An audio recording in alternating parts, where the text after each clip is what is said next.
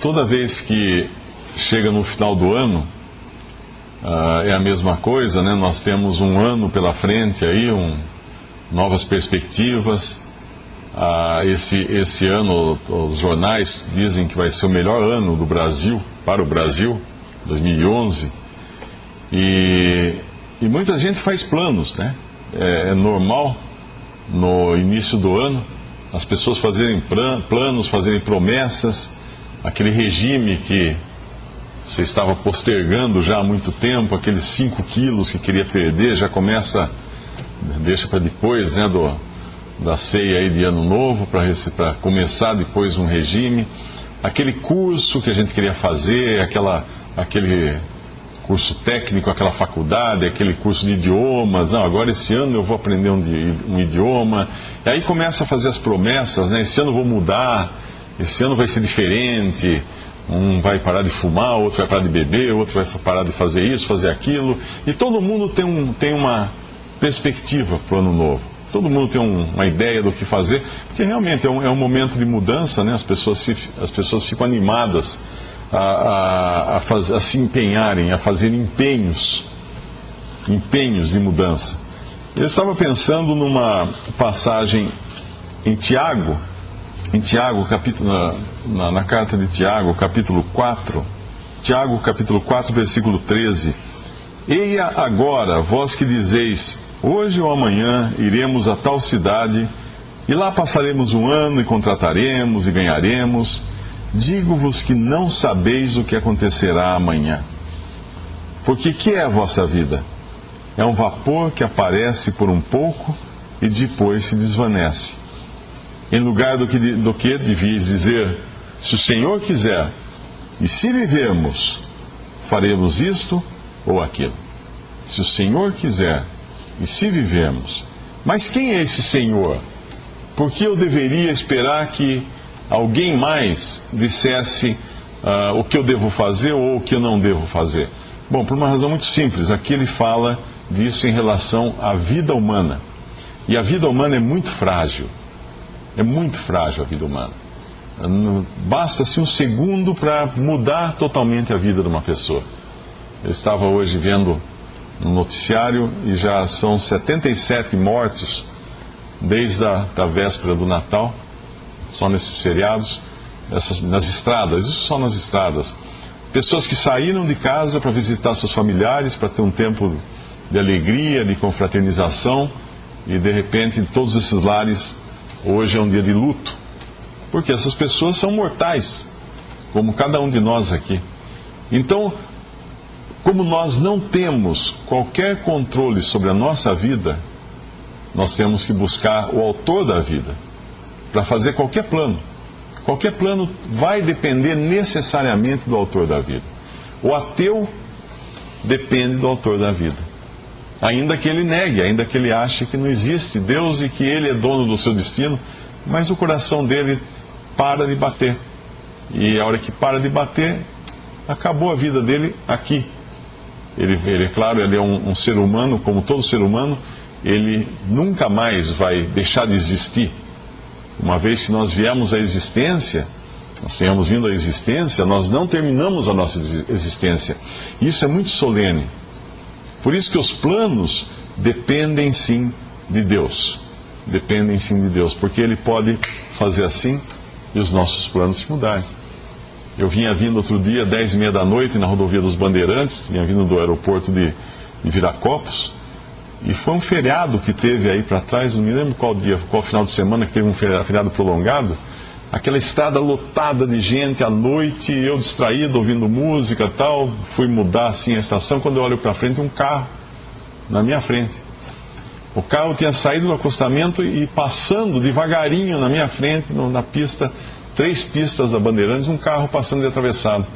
Eu só segurei para ver, eu vi o motorista com o farol, vi a porta dele chegando, e foi o tempo dele acabar de passar na minha frente para eu passar atrás dele. Aí quando eu olhei no espelhinho, ele continuou na contramão, os faroletes dele na contramão, e vários carros saindo para todo lado, e esse cara na contramão. Sei lá o que aconteceu depois com isso daí. Mas um instante Uma coisa de um instante. Eu fiquei com o coração saindo pela boca, né? O susto que eu levei. Você nunca espera ver um negócio desse.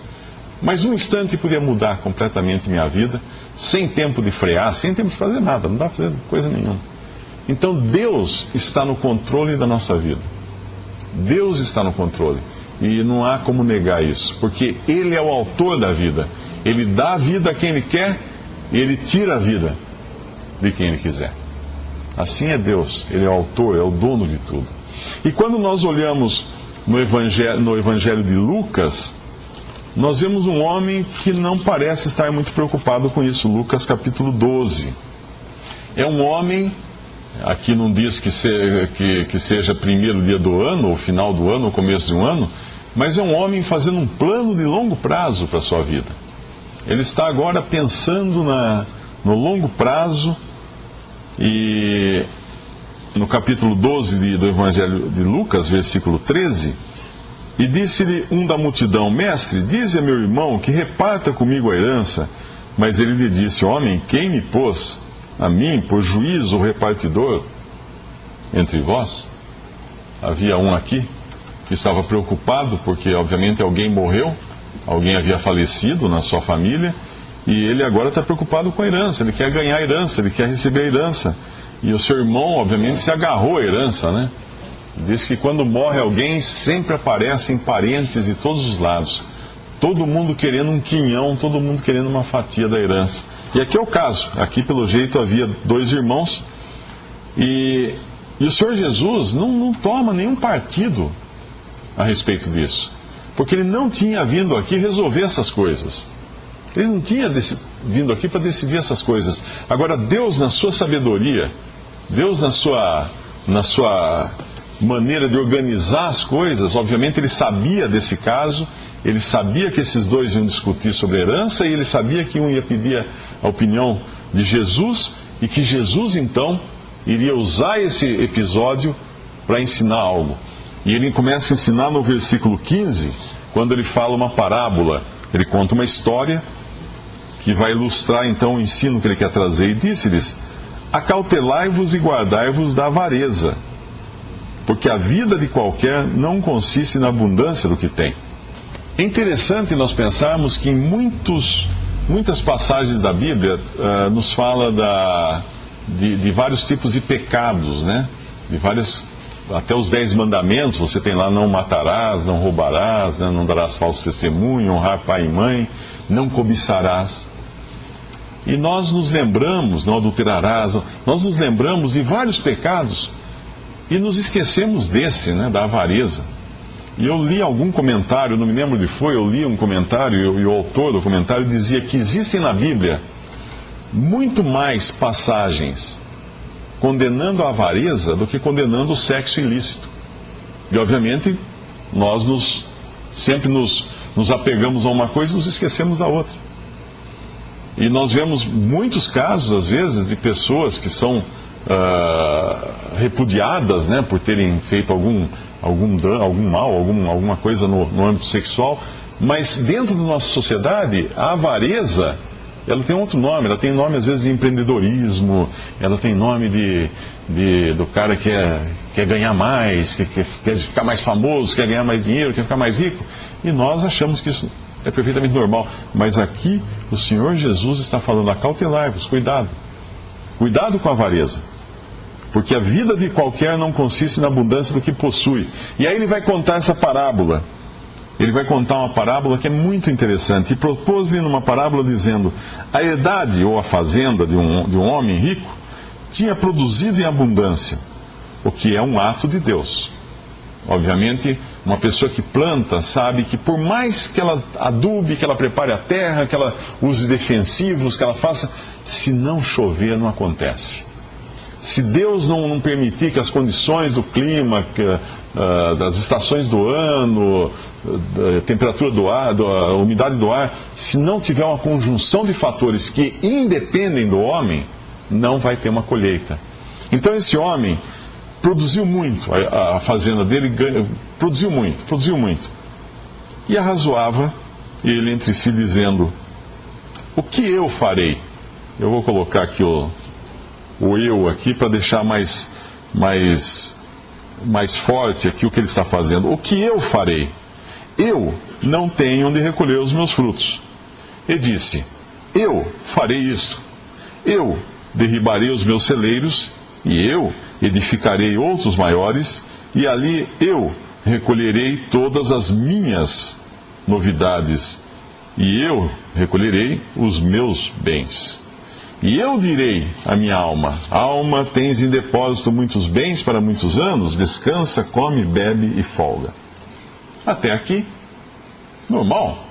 Nós diríamos: que homem empreendedor, que homem precavido, pensando no futuro, querendo ampliar a sua fortuna, querendo, colocar sua fazenda agora na bolsa e crescer o seu negócio e tudo mais. Mas qual é a opinião de Deus? No versículo 20, nós vemos o que Deus pensa dos planos desse homem. Mas Deus lhe disse: louco, esta noite te pedirão a tua alma, e o que tens preparado, para quem será? Assim é aquele que para si ajunta tesouros e não é rico para com Deus.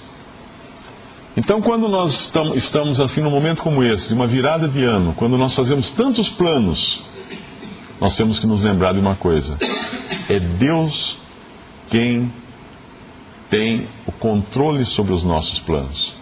Não somos nós. Eu vou fazer, eu vou acontecer, eu vou isso, eu vou aquilo, eu vou assim. Se Deus quiser, eu vou. Se não quiser, eu não vou. Esse homem é tudo ele. Ele acha que ele tem o controle do destino dele. Nenhum ser humano tem o controle do seu próprio destino. Nenhum ser humano tem o controle. A hora que Deus quiser, ele faz pum, parou. Esse aqui agora termina aí. Nós somos, isso sim, despenseiros das coisas que Deus coloca nas nossas mãos. Deus nos coloca, Deus nos dá muitas coisas. Deus nos dá saúde, Deus nos dá família, Deus nos dá a capacidade de estudar, de trabalhar. E, obviamente, em lugar nenhum na Bíblia nós vamos encontrar que um cristão deva viver esperando cair do céu. Não é assim que funciona. Ele tem que trabalhar. Aquele que não trabalha também não coma, diz a palavra de Deus. Ao contrário de algumas religiões orientais e da Índia, que existe toda aquela coisa de voto de pobreza, que a pessoa não vemos isso. Não vemos isso. Na realidade, nós vemos pessoas, sim, que são chamadas por uma obra, para trabalhar na obra do Senhor. O Senhor provê, mas estão trabalhando. O Senhor está provendo, porque essas pessoas estão trabalhando, provê de uma forma diferente. Mas, de qualquer forma, a origem é sempre Deus. Nunca o eu, nunca o homem. Porque a própria saúde que o ateu tem, para poder trabalhar e achar que aquilo que ele tem, ele conseguiu, foi Deus quem deu a saúde para ele. E mais, se você pegar um ateu ocidental, se achando muito, e questioná-lo: por que você se acha tanto? Porque eu aprendi, estudei, fiz faculdade. Ótimo. Se você tivesse nascido na Namíbia, você não acharia nada agora. Você seria uma pessoa lá errante num deserto, pobre, não ia ter estudo, não ia ter nada. Quem fez você nascer aqui e não lá? Por que você acha que isso aconteceu? Então, tudo Deus controla, da origem ao fim. Tudo Deus controla. E esse homem acha que ele está no controle da sua vida. Esse aqui poderia muito bem ser o pai daqueles dois jovens que estão brigando ali para repartir a herança. Porque esse homem deixou tudo isso. Deixou tudo isso e não usufruiu nada, não levou nada. Todos nós estamos cansados de ir a velórios, né? E nós vemos que a pessoa realmente não leva nada, né? Não tem jeito de levar. Não tem jeito, põe lá alguma coisa no caixão, então vai ficar lá enterrado, não vai levar também. Não tem nada, a gente vem nu e volta, o corpo volta para o pó da terra, e o espírito, a alma, aí Deus que dispõe. É Deus quem dispõe disso. E nós temos uma história muito interessante na Bíblia de um homem que tinha muito e ainda assim era temente a Deus. E com tudo que ele tinha, ele honrava a Deus pelo seu temor a Deus, pelo seu louvor a Deus. E esse homem era Jó. Jó era nós estamos lendo Jó aqui às quartas-feiras, né, os livros de Jó, e é uma história incrível, Jó. Nós encontramos um homem que talvez seja o mais antigo, claro, é posterior a Adão, né, mas é muito anterior aos israelitas, a lei que foi dada por intermédio de Moisés. É um homem que viveu numa antiguidade, né? Ele deve ter vivido há uns 4.000 anos, mais ou menos. E um homem que já tinha um conhecimento, um certo conhecimento, não todo perfeito, mas um certo conhecimento de Deus. Um homem que procurava, de alguma forma, honrar a Deus com seus sacrifícios, com seu louvor a Deus, com a sua adoração a Deus, que se preocupava com seus filhos também. E um belo dia, esse homem veio a perder tudo. Porque Deus criou toda uma situação para que Satanás achasse que aquilo seria uma oportunidade de desonrar o nome de Deus.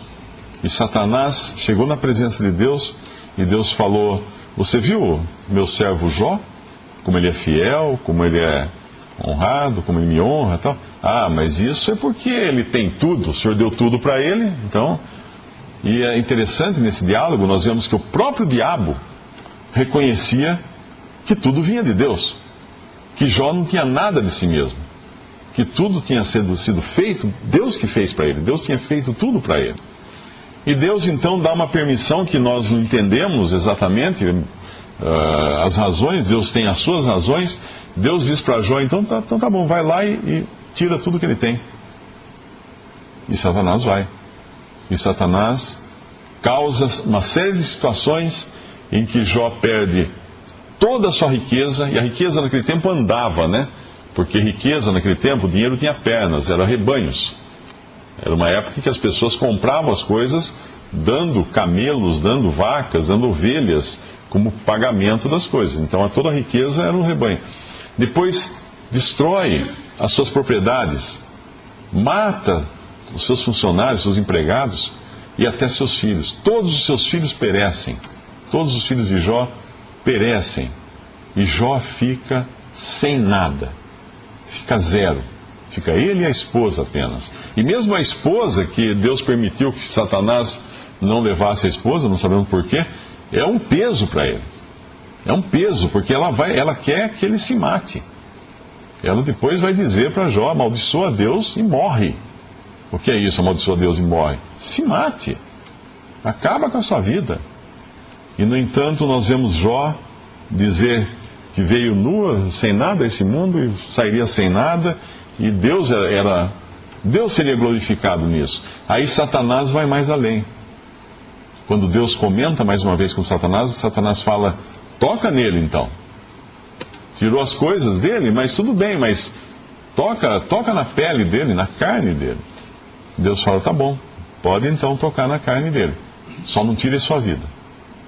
E aí Satanás aflige Jó com uma doença terrível, uma doença muito ruim, nós não sabemos que doença que é, que ele precisava ficar se raspando com caco de telha, raspando suas feridas com caco de telha, devia ser muita dor, muito incômodo. E como se não bastasse todo esse sofrimento, vêm os amigos visitá-lo, 3 amigos que são péssimos consoladores.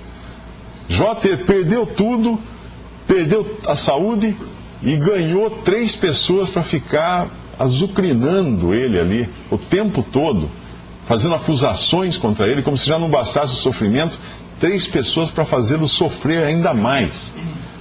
E nisso tudo ele continua glorificando a Deus. Mas tem um capítulo onde Jó, é como se a gente visse o que se passava no coração dele e no coração de todo ser humano.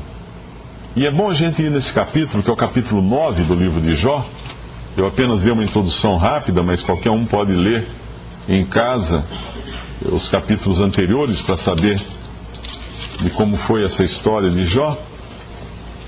Mas no capítulo 9, ele nos mostra 4 coisas, 4 atitudes que são normais a todo ser humano. Assim como é normal nós fazermos planos para o futuro e nos esquecermos de que se Deus não colocar o seu selo sobre os nossos planos, nós estamos perdidos. Mas essas 4 reações aqui são muito normais. No capítulo 9, então Jó respondeu e disse: na verdade sei que assim é, porque como se justificaria o homem para com Deus? Esse é o grande problema da humanidade e sempre foi. Como alguém pode se apresentar diante de Deus e dizer: eu sou justo? eu não sou culpado de coisa alguma. Será que alguém aqui nesta sala poderia dizer que é isento de qualquer tipo de culpa? Como a gente costuma dizer popularmente, que não tem culpa no cartório. Talvez não tenha culpa no cartório dos homens, mas será que alguém poderia chegar na presença de Deus e falar assim: eu sou totalmente inocente, eu sou a pessoa justa? Eu me lembro quando era criança, meus pais, né, eram católicos, fui criado na religião católica, eu ganhei aquele catecismo, aquele livrinho, um livrinho tão bonito, achava bonito aquilo, era de capa de madrepérola, era muito bonito assim, ganhei de um padrinho, acho que foi, e comecei a ler aquilo com avidez, eu gostava das historinhas, vinha histórias dos santos, e me impressionou muito a história de São Fernando, porque São Fernando era o único homem que não teve pecado jamais, dizia na historinha. E eu acreditava naquilo, até que eu comecei a crescer. E fui ficando grandinho, e fui descobrindo que dentro de mim habitava um ser terrível, extremamente mau e pecaminoso ao extremo. E aquilo que eu quisesse porventura fazer de bem, eu tinha muita coisa em mim que queria fazer errado. E aí eu vi que aquilo era tudo conversa, que não tem um homem, não há um homem que não peque. Não há um justo, a Bíblia fala, não há um justo nem sequer um. Não há quem busque a Deus, não há quem queira a Deus, não há nenhum. Procura, não existe. Deus buscou o justo, não achou também, não tem. Então como se justificaria o homem diante de Deus? Para com Deus? Como um homem se apresentaria diante de Deus, falar assim, Deus podia falar, baseado em que você acha que pode entrar na minha presença? Ah, eu sou justo. Como? Aí vem as reações dos homens. A primeira reação é aquela que já é uma decorrência de sermos pecadores. Jó vai falar 4 vezes aqui a palavra se. Uma vez ele não fala se, mas nessa tradução ele não fala se, em outra tradução ele fala se. Mostrando a impossibilidade de alguém se justificar diante de Deus. A própria natureza nossa de pecadores nos leva ao primeiro se do versículo 3, que é uma posição de rebeldia, de rebelião contra Deus. Se eu quiser contender com ele, com Deus, nem a uma de 1000 coisas lhe poderá responder. Se o homem quiser contender com ele, nem a uma de 1000 coisas lhe poderá responder. Ele, Deus, é sábio de coração, poderoso em forças. Quem se endureceu contra ele teve paz. O primeiro passo para qualquer pessoa reconhecer Deus é reconhecer a sua própria pequenez, a sua própria inutilidade, a sua própria... como nós somos ínfimos e pequenos diante de Deus. Reconhecer a grandeza de Deus, a soberania de Deus, o poder de Deus, um ser criador, onisciente, que sabe nesse momento o que cada um aqui está pensando. Ele sabe o que se passa na mente de cada pessoa. Onisciente, onipotente. Nada para Deus é impossível, nada, coisa alguma. Basta a gente ver todo o universo. Eu vi um vídeo outro dia no YouTube muito interessante, um palestrante cristão, ele fala muita coisa do ponto de vista científico. Ele começa falando da grandiosidade das coisas. Ele mostra o homem e depois aquilo que vai acima do homem, os céus, os planetas, as estrelas, as galáxias. Ele começa a mostrar como tudo muda conforme vai ficando cada vez maior. Aquelas leis de física, nem os físicos hoje entendem por que elas são totalmente diferentes no macrocosmo, quando visto na coisa grande, né? na grande paisagem da coisa. E depois ele vai subindo, ele dá números, inclusive, ele dá coisas absurdas, velocidade da luz, coisas que são fantásticas. Aí ele começa a descer, do homem para baixo. E ele vai descendo, até chegar no átomo. Daí ele começa a explicar as partículas que compõem o átomo. E agora as subpartículas das subpartículas, coisas que os cientistas estão descobrindo agora, de partículas que elas podem estar ao mesmo tempo em 2 lugares. Que os cientistas descobriram isso para falar, isso é loucura, isso não existe, não pode acontecer isso. A partícula está aqui, e de repente ela some daqui, está lá, e não está mais lá, está em outro lugar, e depois ela aparece em 2 lugares ao mesmo tempo. Coisas maravilhosas que o homem não consegue compreender porque Deus está por trás disso. Quando o homem, é interessante, quando eu leio essas matérias, geralmente em revista, a revista faz tudo para vender, né? Aí eu leio essas matérias que falam da ciência, não sei o quê, das probabilidades da Bíblia estar certa, ou de Deus ter feito isso, ou fez aquilo, Deus existia ou não existia. Eu sempre penso na moda. Porque a ciência é uma coisa dinâmica, né? Nós, há 100 anos, não tínhamos penicilina. Hoje nós temos penicilina. Há 50 anos não tinha transplante de coração. Hoje tem transplante de coração. Então a ciência está mudando. Há algum tempo atrás você tinha o estado sólido, gasoso, líquido. Depois veio o plasma. Hoje já tem outros estados. A tabela periódica que eu estudei no ginásio, que todos vocês aqui estudaram no ginásio, é piada perto da tabela periódica que existe hoje. Tantas foram as novas substâncias, ou materiais, ou elementos, né, da tabela periódica que foram descobertos. E ainda estão descobrindo coisas, estão descobrindo novos elementos que ninguém imaginava que existissem. Então a ciência está caminhando. Então quando nós pensamos em afirmações feitas pela mídia, isso não é, ou da própria ciência fala assim, não, isso é impossível porque a ciência achou. Mas que ciência? Isso é que nem moda. Quem aqui já usou calça boca de sino? Eu usei calça boca de sino. E quando eu usava calça de boca de sino, eu achava que eu não estava ridículo. Eu achava que aquilo era o certo e aquilo era o normal e não tinha nenhuma coisa errada com aquilo. Hoje, qualquer pessoa que me visse de calça boca de sino ia parar para rir. Quem olha hoje as fotos, se você pega suas fotos de 40 anos atrás, veja suas fotos de 40 anos. Claro, tem que ter mais de 40 anos para poder fazer isso, né? Mas veja suas fotos de 40 anos. Você dá risada das suas roupas. Veja suas fotos de 20 anos. Fala, nossa, mas que mau gosto, eu me vestir assim. Isso é moda. E hoje nós achamos que nós estamos na última moda. Não é que é a última moda. Amanhã vai ter outra, que vai deixar essa ridícula também. Aquilo que eu achava que meus avós eram caretas, os meus netos vão me achar careta. Porque eles estão em outro mundo, em outra época. Então aquela ciência que hoje se acha a última bolacha do pacote, ela não é. Daqui a 100 anos, nós vamos rir dessa ciência do ano 2010. Nós vamos rir e falar assim, nossa, olha, há 100 anos a gente acreditava nisso. Então, como pode algo tão pequeno, tão ínfimo, tão volúvel, querer explicar as coisas de Deus, desse Deus que é sábio de coração, poderoso em forças? Quem se endureceu contra ele teve paz? Ninguém. Impossível. Versículo 5. Ele é o que transporta as montanhas, sem que o sintam. Olha que coisa interessante. Qualquer geólogo sabe que as montanhas não estão paradas. Todas as montanhas do mundo, nesse exato momento, estão andando. O próprio mundo, nesse exato momento, está se afastando. A Lua se afastando da Terra e a Terra da Lua, a 3 centímetros por ano, se não me engano.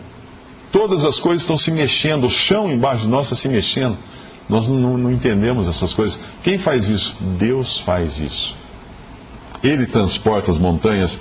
Ele é o que as transtorna no seu furor, o que remove a terra do seu lugar e as suas colunas estremecem, o que fala ao sol e ele não sai, e sela as estrelas, o que só entende os céus e anda sobre os altos do mar, o que faz a Ursa, está falando aqui de estrelas e de galáxias, o Órion e o Sete Estrelo e as recâmaras do sul, o que faz coisas grandes que se não podem esquadrinhar, e maravilhas tais que se não podem contar.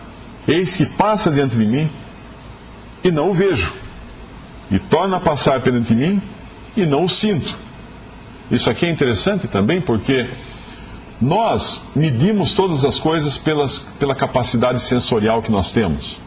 Existe até um enigma filosófico aí, que é: será que existe som numa floresta quando cai uma folha e não há nenhum ser vivo ali para escutar o barulho da folha? Esse é um dos dilemas filosóficos, porque o som exige audição para ser considerado som. Existe alguém para perceber que existe o som. Para perceber cores, precisa existir a visão. Sem visão não há razão de ser das cores. Tanto é que os diferentes tipos de vida têm diferentes percepções também da escala de cores, né? Das diferentes cores, das diferentes frequências vibratórias das coisas, da luz, para ele poder captar essas cores. Então, Deus está além de tudo isso. E quando os homens testam as coisas, experimentam as coisas, eles estão testando as coisas, experimentando as coisas com os instrumentos sensoriais que eles têm, baseados nos seus sentidos e na interpretação que os seus sentidos dão das coisas. Mas Deus está além de tudo isso.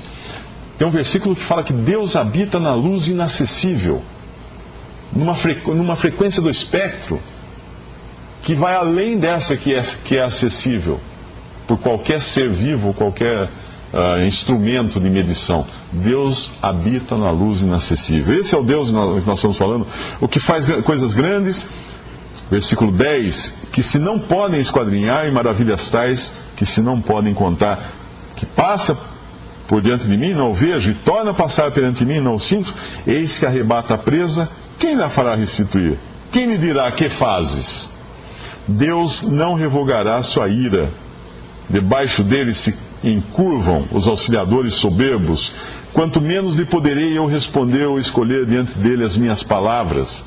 A ele, ainda que eu fosse justo, lhe não responderia. Antes, ao meu juiz, pediria misericórdia. Ainda que chamasse e ele me respondesse, nem por isso creria que desse ouvidos à minha voz. Porque me quebranta com uma tempestade e multiplica as minhas chagas sem causa. Nem me permite respirar, antes me farta de amarguras. Quanto às forças, eis que ele é o forte. E quanto ao juízo, quem me citará com ele? Jó reconhece aqui que se ele se rebelar contra Deus, ele não tem chance alguma. Não há chance. Aquela coisa que a gente fala assim, eu vou me rebelar contra Deus, Deus não foi bom comigo, tal. Pode esquecer. Pode esquecer. Eu, antes da minha conversão, eu vi o Evangelho na faculdade. Eu morava sozinho num apartamento no Guarujá, estudava em Santos. E eu me lembro que eu estava sendo evangelizado e muito arredio, muito bravo com tudo. E aconteceu uma série de coisas que Deus foi me colocando assim, uma atrás da outra, que me deixaram intrigados. Uma, eu entrar numa livraria para procurar um livro do Erich von Däniken. Eu tinha lido Eram os Deuses Astronautas, e tinha um outro livro semelhante que ele escreveu, que também falava super mal da Bíblia, e eu estava louco para ler essas coisas. Fui na estante, peguei o livro, assim, uma livraria secular, peguei o livro, achei. Daí eu li do lado, o grande... Como é que é? A grande agonia do grande planeta Terra. Falei, o que será que é isso? Olhei, tinha um mundo explodindo na capa. Falei, vou levar esse também. E era um livro cristão. Um livro que falava de profecias da Bíblia. Completamente oposto ao que o von Däniken estava falando. E aquilo me intrigou. Eu li aquele livro, me intrigou. E depois mais um colega falando do Evangelho na faculdade. E mais uma série de coisas que foram acontecendo. E uma noite eu estava arrasado, estava quebrado, estava chateado com tudo, bravo, irado. Eu peguei minha Bíblia, que tinha uma Bíblia em casa, eu às vezes lia a Bíblia, lia Bhagavad Gita, lia livros budistas, lia uma série de coisas. Eu peguei a Bíblia e falei assim, Deus, você quer falar alguma coisa? Fala para mim. E abri assim, caiu num dos últimos capítulos de Jó. Quando Deus fala para Jó, no capítulo 38, 39, 40, 38. Depois disso o Senhor respondeu a Jó no redemoinho e disse, quem é este que escurece o conselho com palavras sem conhecimento? Agora cinge os teus lombos como homem, e perguntar-te-ei, e tu responde-me, onde estavas tu quando eu fundava a terra? Faze-me saber se tens inteligência. E aí Deus vem dando uma dura assim, e ele deu essa dura em mim. Essa dura que ele dá em Jó aqui, dele falar, você sabe onde é que está o ouro? Você sabe como é que a coisa fez assim? Você sabe como é que foi formada a terra? Você sabe como é que foi isso? O capítulo 38, 39 e 40, se você quiser se sentir extremamente ignorante, leia esses capítulos, porque você vai ver como você é pequeno. Eu me lembro de ter lido assim, seguido, fechei minha Bíblia assim, como se tivesse gente olhando para mim em volta, fechei com o maior medo. Eu tive medo. Guardei deitei na minha cama, cobri a cabeça com a coberta, de medo. Deus tinha falado comigo, com o dedo em riste, dizendo assim: quem que você pensa que você é? Com quem que você pensa que você está tratando? Você pensa que eu estou de brincadeira com você? Isso é Deus, nós não podemos. Então a primeira argumentação de Jó aqui, se eu quiser contender com ele, o próprio Jó fala assim: esqueça, você vai perder. Você vai perder se quiser contender com Deus. Mas vamos a segunda argumentação de Jó, é no versículo 20. Vem outro se aqui.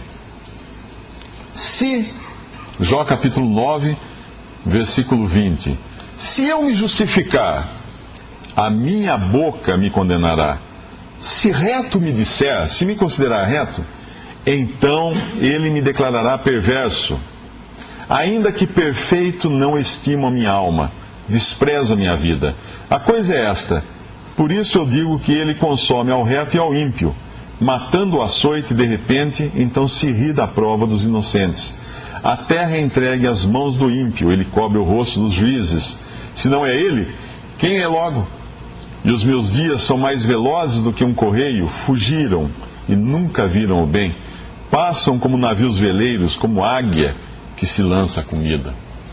Mais uma vez, Jó coloca um argumento: se eu me justificar, eu vou perder também. A minha boca vai me condenar. Eu vou ser declarado perverso, porque é impossível o homem se justificar diante de Deus. Nenhum homem pode se justificar diante de Deus. E Jó continua agora com o versículo 27. Agora vem uma terceira possibilidade do ser humano que é confrontado com Deus. Primeiro ele se rebela contra Deus, depois ele tenta se justificar diante de Deus e não consegue. E a terceira coisa, ele tenta esquecer. Vamos deixar para lá isso, né? Se eu disser, eu me esquecerei da minha queixa, e mudarei o meu rosto e tomarei alento. Tem uma outra tradução que fala assim: e me alegrarei e rirei, e colocarei um sorriso na minha face. Receio todas as minhas dores, porque bem sei que me não terás por inocente. E sendo eu ímpio, por que trabalharei em vão? Por que terei me esforçado em vão? Jó, mais uma vez, percebe que você não pode nem se rebelar contra Deus. Você não pode se justificar diante de Deus, se reputar por justo.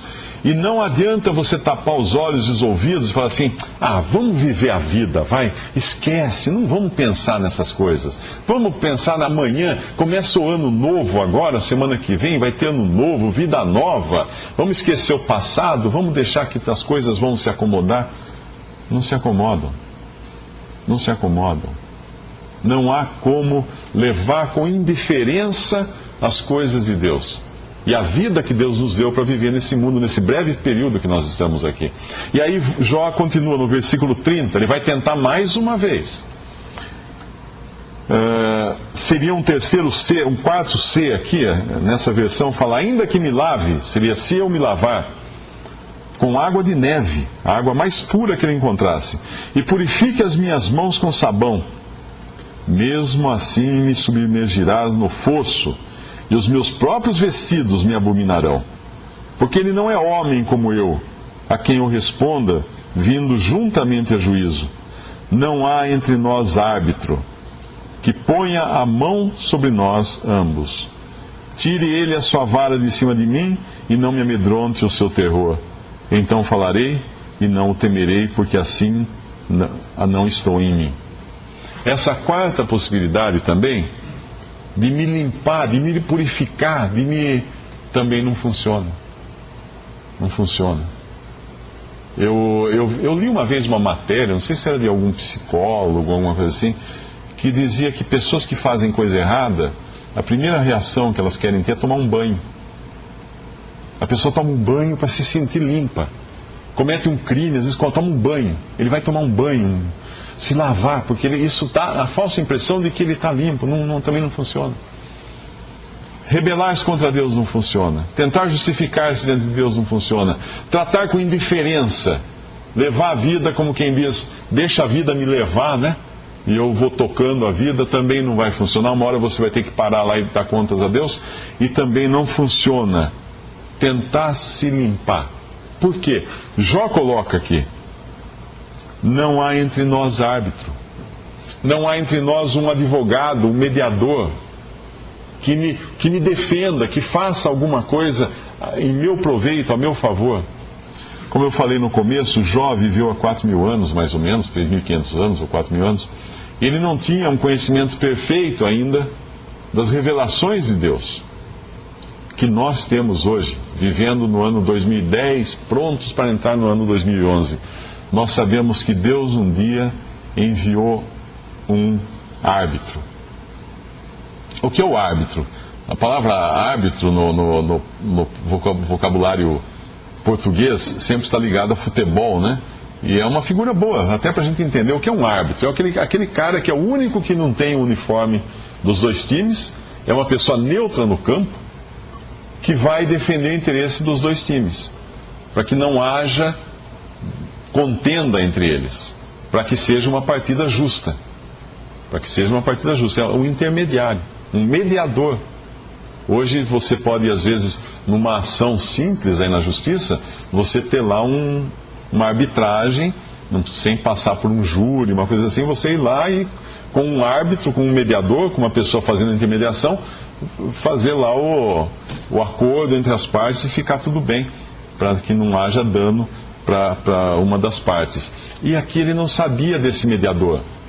Ele não sabia. Logo no começo da sua conversa, ele disse que, em algum lugar aqui, ele fala que queria, aqui no versículo 15, a ele, ainda que eu fosse justo, lhe não responderia. Antes, ao meu juiz, pediria misericórdia. Jó sabia de uma coisa: ele não podia se apresentar diante de um Deus santo e justo nos seus próprios atributos de pecador injusto e perdido. Ele ia precisar de misericórdia. Nós não conseguiríamos entrar diante da face de Deus sem misericórdia, sem Deus nos tratar com misericórdia. Mas se Deus nos tratar apenas com misericórdia, Deus não é justo. Um juiz que pegue lá um facínora que matou um monte de gente, torturou tanta gente, se ele chegar lá no tribunal e falar assim: gente, vamos deixar ele, coitado, né? Ele, um momento de fraqueza, né? Vamos deixar passar isso. A sociedade vai se revoltar contra isso, porque o juiz não foi justo. O juiz não foi justo. Ele tem que agir com justiça. Ele tem que impor a lei. Ele tem que dar a pena para aquele meliante, para aquele facínora. Ele tem que pagar pelo crime que ele fez. E nós, se tivermos que pagar pelo crime nosso, haveria chance diante de um Deus desse? Nenhuma. Zero chance diante de Deus. Por isso Deus mandou um mediador. Deus olhou por todo mundo para procurar um homem justo, não tinha nenhum. Ele tomou seu próprio filho, enviou seu próprio filho ao mundo, e como se fosse numa prova final da injustiça humana, de todo o espírito perverso do homem, esse seu filho foi preso, foi vendido, foi preso, foi crucificado por mãos iníquas, por mãos das suas próprias criaturas, e deixado pregado numa cruz lá. E quando ele estava lá, Deus pegou e fez dele pecado por nós, em nosso lugar. Cristo ficou na cruz como se fosse um para-raios, numa noite de tempestade, onde todos os raios da ira de Deus, do juízo de Deus, convergiram nele ali. E ali ele sofreu o inferno, ele sofreu a condenação, ele sofreu a pena do pecador perdido. E todos os que foram salvos por ele. Cristo foi ali na cruz, objeto não só do escárnio dos homens. A gente sempre pensa nele como um tiradentes, como um mártir, sofrendo injustamente, mas não é isso só, não. Essa é a parte humana da coisa. Nas 3 horas de trevas que se sucederam à crucificação, ele sofreu nas mãos de um Deus justo. Nós não poderíamos pagar. Deus precisava lançar sua pena. Deus não podia ter misericórdia de nenhum ser humano. E ele não teve misericórdia do seu próprio filho. Ele julgou a Cristo como se fosse o pior dos pecadores, porque ele relevou ali os nossos pecados. Todos os nossos pecados sobre si. E ali ele foi julgado, ali ele recebeu castigo, ali ele entregou a sua vida num brado de dor, de sofrimento. Deus meu, por que me desamparaste? algo completamente estranho até ao caráter de Deus, desamparar um justo. O Salmo diz que o salmista fala assim: nunca vi um justo desamparado. E ali estava o único justo desamparado por Deus, pelo próprio Deus, pagando um preço que ele não devia. Mas aí sim, quando ele ressuscitou no terceiro dia, Deus mostrou que estava aprovando completamente a sua obra de mediação, de pagamento, de morrer no lugar do ser humano, no lugar do homem, no meu lugar, morrendo ali no meu lugar. E aí hoje ele é o mediador. Esse mediador que Jó sente, angustia-se naquele momento por não ter esse mediador está disponível em 1 Timóteo, capítulo 1, ou melhor, capítulo 2, versículo 3. Final do versículo 3 diz: Deus, nosso Salvador, que quer que todos os homens se salvem e venham ao conhecimento da verdade.